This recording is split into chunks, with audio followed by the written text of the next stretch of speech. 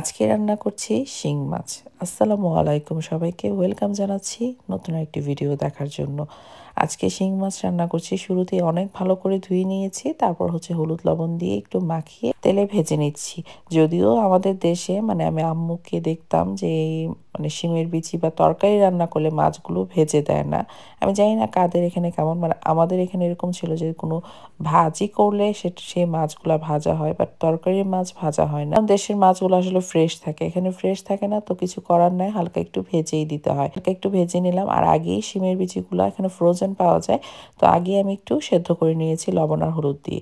আর এখানে রান্নাটা কিভাবে করছি, শুরুতে আমি পেঁয়াজ একটু হালকা ভেজে নিয়েছি, গাছের টমেটো দিয়ে দিলাম, কাঁচামরিচ দিয়ে দিলাম, হলুদ মরিচ ধনিয়া অল্প একটু জিরা আর স্বাদ মতো লবণ দিয়ে অল্প একটু পানি দিয়ে দিয়েছি। আর সেদ্ধ যে করে রেখেছিলাম শিমের বিচিগুলা, ওই বিচিগুলোও দিয়ে দিলাম, সঙ্গে হালকা একটু ভেজে নিয়েছিলাম শিং মাছগুলা, সেগুলোও দিয়ে দিলাম। দিয়ে আমি ঢাকনা দিয়ে একটু ঢেকে দেবো। আর শিমের বিচিগুলো তো শুরুতেই আমি সেদ্ধ করে নিয়েছিলাম, জাস্ট একটু মশলার সঙ্গে কষিয়ে নিচ্ছি আর কি।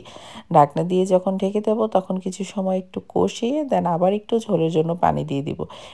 এটা ঝোলটা যার যার পছন্দ মতো, তবে একটু ঝোল ঝোল করে রান্না করি, এই রান্নাটা আসলে মজা হয়। ধনিয়া পাতা তো দিতেই হবে, ধনিয়া পাতা দিলে আমার কাছে মনে হয় যে এটা বেশি মজা লাগে। মাশাআল্লাহ, অনেক বেশি মজা হয়েছিল। আশা করি সবার কাছে রেসিপিটা দেখে ভালো লেগেছে। আর হ্যাঁ, আমি একটু রসুন কুচিও দিয়েছিলাম। আর অনেক আপুরা আসলে বলে মাছ রান্নাতে আদা রসুন দেয়, কিন্তু আমরা দেই না কেন, বা আমার রান্নাতে দেই না কেন, এমন অনেক কমেন্টস আসে আমার কাছে যে কেন আমি আদা রসুন দেই না মাছে।